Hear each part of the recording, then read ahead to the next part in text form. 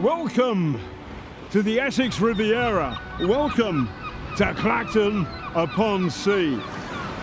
Now, I'm here to track down the leader of the Reform UK Party, Nigel Farage. He's also the MP for Clacton. And I want to ask him about his long-term friendship with Nathan Gill. Nathan Gill, when he was a member of the European Parliament, took bribes from a Russian spy. So the question to Nigel Farage is simple.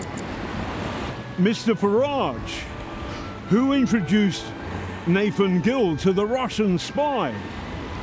Was it you, Mr. Farage? All I have to do is track him down. Nigel! Nigel! Nigel!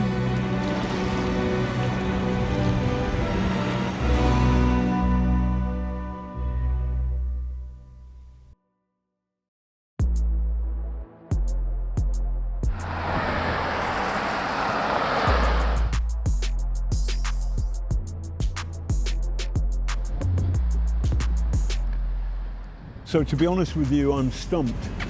I think that might be the Reform Party HQ there. There's England, England, it says in the office. But it's a political party whose citadel here in its heartland. It's hard to track down.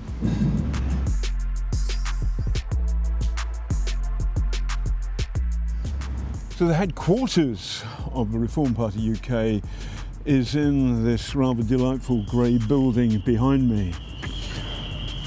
But which door do I knock?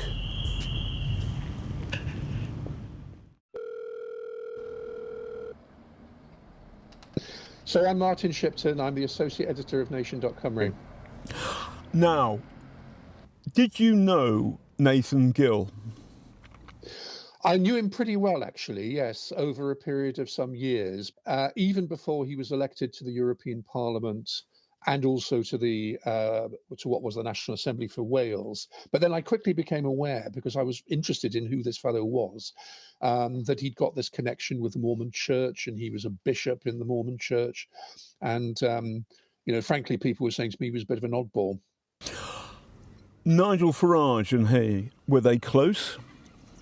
Oh, very close. He was one of the closest lieutenants that Farage had, and one of the few, I suspect, that Farage actually trusted amongst the MEPs who were in the European Parliament.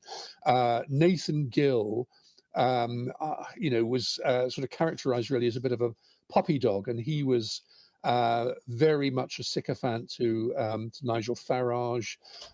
He would often be seen right next to him or just behind him when Farage was making some kind of oracular announcement or whatever. So he was very close to him. And I think he saw Gill as a very dependable ally who wasn't particularly bright, but could always be relied on to be supportive. So, and this is a kind of, a question of grand political philosophy. But if Nigel Farage was Mr. Trotter from Only Fools and Horses, then Nathan Gill was Rodney. Yes, that would probably be a good analogy. They were virtually joined at the hip. I mean, certainly it was very noticeable indeed that he was very much a Farage man. So what do we know about this relationship between Nathan Gill and Voloshin? Well, very little indeed. We know Voloshin goes to the United States, the FBI stop him, and they get hold of messages which show that he's telling Gill to raise these specific Russian talking points at the European Parliament, and in return, he gets money. Gill's pleaded guilty to 8 counts of accepting bribes. But we don't know the big picture. Who introduced Voloshin to Gill? How did it all come about? What's really behind it? And there's another question too. Do ordinary people understand that our British democracy is under attack from the Russians? Do people get that? Or are they in the dark?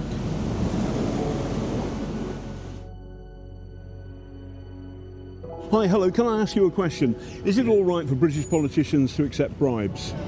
No. What about if it's a bribe from a Russian spy? Not from anybody. Hi, sorry to bother you. Do you think it's all right for British politicians to accept bribes? Well, of course not, no. Do you think it's all right for a British politician to accept a bribe from a Russian spy? No, are you a Russian spy? No. I have actually been arrested for being a Russian spy in Kyiv on day 2 of the big war, but I'm not a Russian spy, and we sorted that out.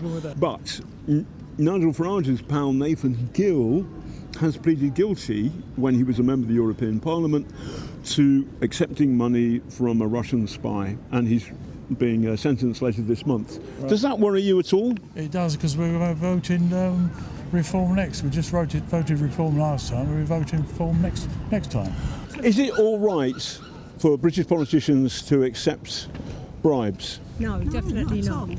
What happens if it's a bribe from a Russian spy?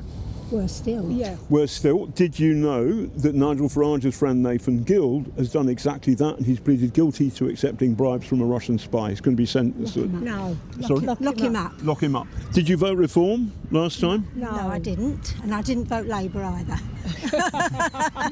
Sorry. But at the moment, I think people are so disenchanted with politics in general. At the moment, Farage looks like the best. The best amongst at the moment. Everybody. Yes. That's the real problem. Do you think it's all right for British politicians to accept bribes? No. What about bribes from Russian spies? Difficult one, mate. Yeah. I've lost interest in British politics. Obviously, I listen to it, but what's the point? There's too many goodies. You know, I think we need to go for it, you know.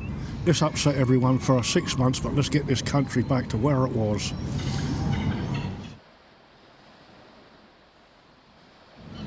To sum up the mood here, politicians know they shouldn't take bribes, and they shouldn't take bribes from Russian spies, but you know what? This is the mood that actually they're all as bad as each other.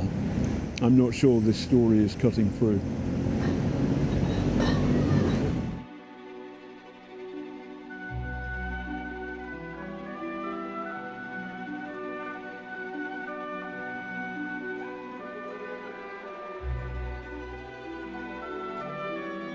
So who was it exactly that introduced the Russian spy Oleg Voloshin to Nathan Gill? Was it somebody who's now in the Reform UK party? Was it indeed the leader of Reform UK, Nigel Farage? Well, we asked Reform, and they told us this.